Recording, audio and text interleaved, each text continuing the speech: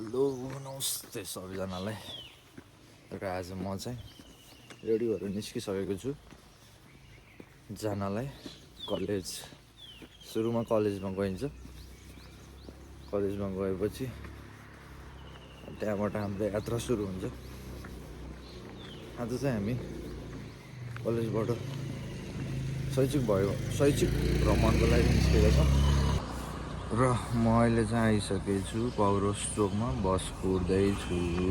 अब कलेजमा जाम के भइरहेछ, साथीहरू कुरिरहेछन् होला। 6 बजे पुग्ने भनेको म ढिलो भयो बस कुर्दा ठिकै छ। पब्लिकमा क्यामेरा समातेर फेस गरेको नि होइन, सो द्याट अलिकति नर्भस हुन्छु होला गाइज। त्यो पनि म आफ्नो भ्लग राम्रो बनाउने कोसिस गर्छु। Guys stay tuned.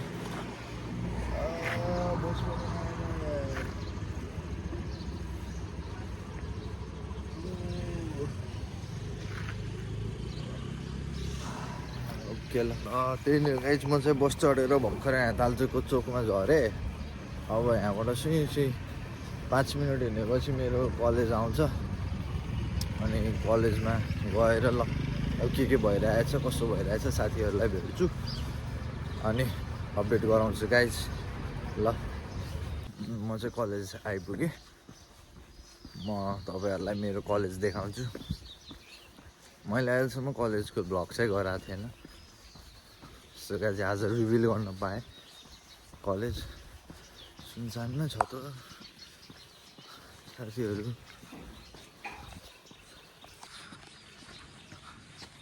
Triveni international college सबलाई वेलकम छ। ल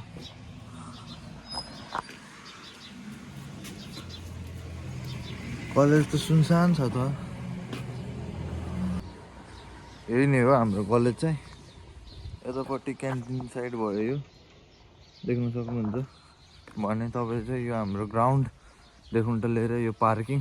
र म यहाँ कलेजमा आएको, कोही पनि नरहेछन्, कहाँ भेटघाट हुने केही पनि थाहा भएन। कलेज अनि यो चाहिँ बास्केटबल।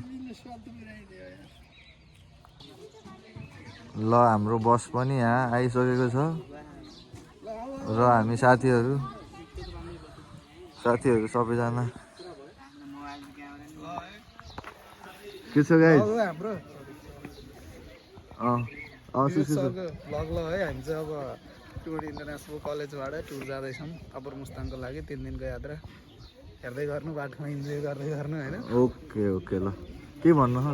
नेटवर्किङको रेडी होइन ल केटाहरू यहाँ सब ब्याकप्याक लिएर रेडी भएर बसिसकेका छन्। यता हाम्रो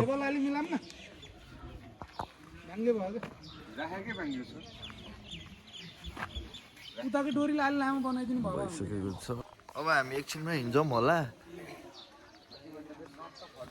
त्यस पछाडि अब के हुन्छ, कहाँ के गरिन्छ अनि अपडेट गरौँ ल। धन्यवाद।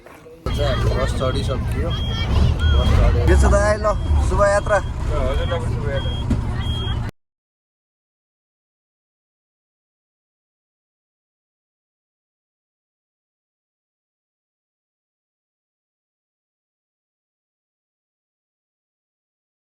ल अहिले चाहिँ हाम्रो खाजा खाने कार्यक्रम भइरहेछ है। कस्तो छ? होइन कामै मेरो यही हो।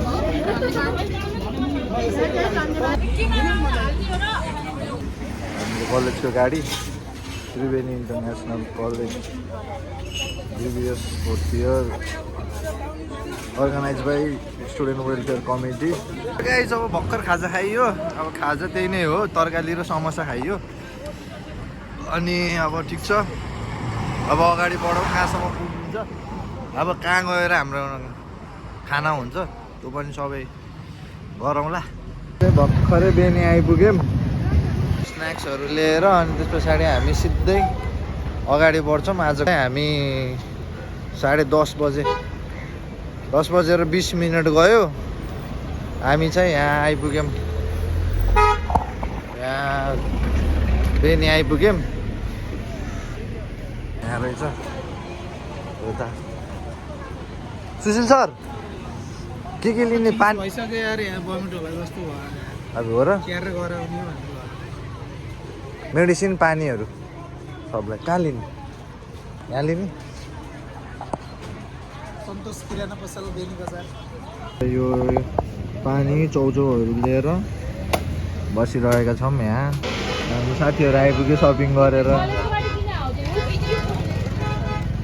के हो त ए आऊ बस के भनिदेऊ न त कस्तो महसुस भइरह एकदम रमाइलो रमाइलो भयो है अझै रमाइलो हुने बाँकी नै अझै रमाइलो हुन बाँकी नै छ रमाइलो गर्नुपर्छ कस्तो लाग्यो बेनी बजार रमाइलो भयो राम्रो छ है हाम्रो कति ठुल्ठुलो पाहाडहरू है कति टाइम हो तिम्रो यहाँ मुस्ताङ चाहिँ हो लोवरसम्म चाहिँ गएको हो अनि अप्पर चाहिँ गएको होइन अब जाने हो बोर्डर खुल्यो हुन्थ्यो भनेको उता कोरोला बोर्डरसम्म जान पाएदेखि राम्रो हुन्थ्यो होइन आएको बेलामा अब त्यही आशा छ खुल्यो हुन्थ्यो भनेर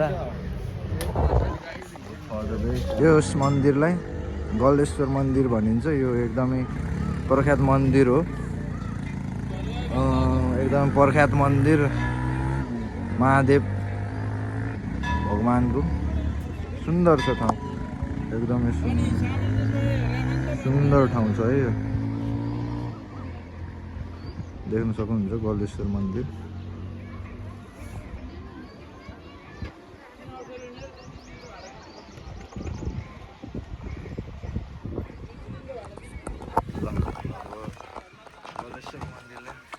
दर्शन गरेँ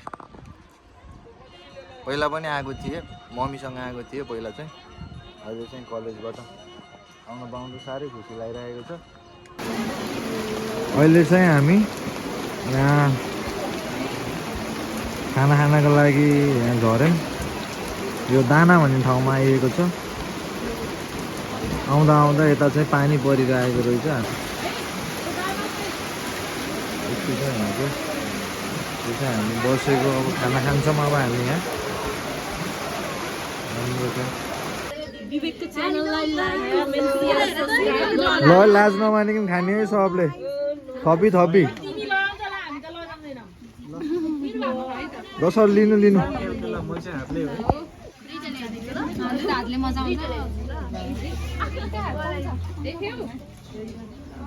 खै त नि यहाँ खाना ए बाबु चम्चा कतिवटा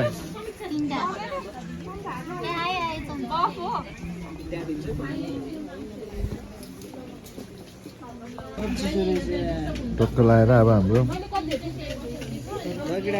खाना खाने समय भएको छ ल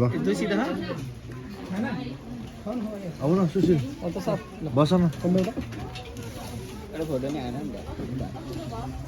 मान्छेको हेर्नु भएको ल अब हामी खानासाना खाइयो सबैजनाले साथीहरू उता खाँदैछन् कोही खाएर सकिसक्यो होला मैले चाहिँ खाएर यता आएँ पानी परिरह नि परेछ आज पानी परे पनि अब हामी अगाडि बढ्नुपर्ने हुन्छ हामी चाहिँ आज छुसाङ हो कि छसाङ भन्ने गाउँमा जाने भन्ने गएर आज बास बस्ने भन्ने कुरो छ हेरौँ अब यहाँ खाना खाएको खाऊँ यस्तो छ यता है यस्तो छ यहाँ वरिपरि मुस्ताङमा चाहिँ माथि हिउँ परेछ कि के गरेछ होला त्यो हेर्न मन लाग्छ हिउँ पर्दै हुन्थ्यो भन्ने कुरा हो एकछिनपछि अब 5-10 मिनटमा निस्किन्छौँ निस्किएर कहाँसम्म पुगिन्छ म बाटोमा अपडेट गराउँछु हजुरहरूलाई ल धन्यवाद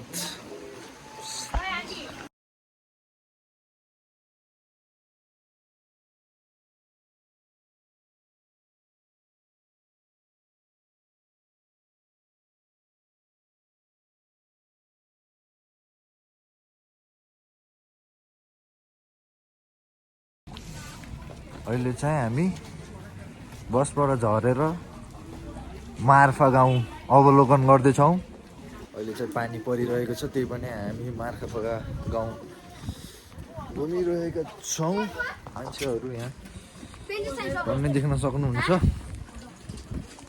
मान्छेहरू यस्तो पानी पर्दा पनि अवलोकन गरिराख्नु भएको छ मार्फा गाउँ एकदमै सुन्दर गाउँ चाहिँ जतिचोटि आउँदा नि आउँ लाग्ने यो सुन्दर गाउँ नै सबैलाई मोहनीमा बाँधेको छ जस्तो लाग्छ मलाई कहिलेकाहीँ।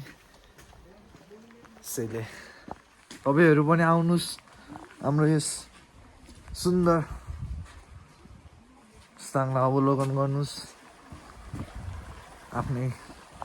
आफ्नै देशको पर्यटक क्षेत्रहरू बढाउनु पर्छ जस्तो लाग्छ मलाई चाहिँ। एकदम देख्न सक्नुहुन्छ यहाँ अगाडि यस्तो राम्रो राम्रो गम्छाहरू झाडनहरू रहेको छ र एउटा मैले पनि मेरो आमालाई लैदिने विचार गरिरहेको छु। यहाँभन्दा नि सायद माथि गोमाथाङतिर अलिकति रिजनेबल छ कि उतातिर बुझेर अनि त्यही अनुसार त्यो गर्नु पर्ला।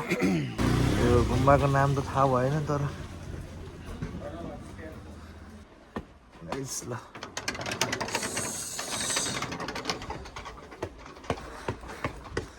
म पहिला पनि आएको थिएँ मार्फा, तर यता गुम्बातिर त आइन।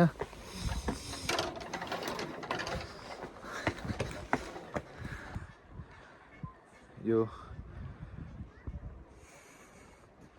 भ्यू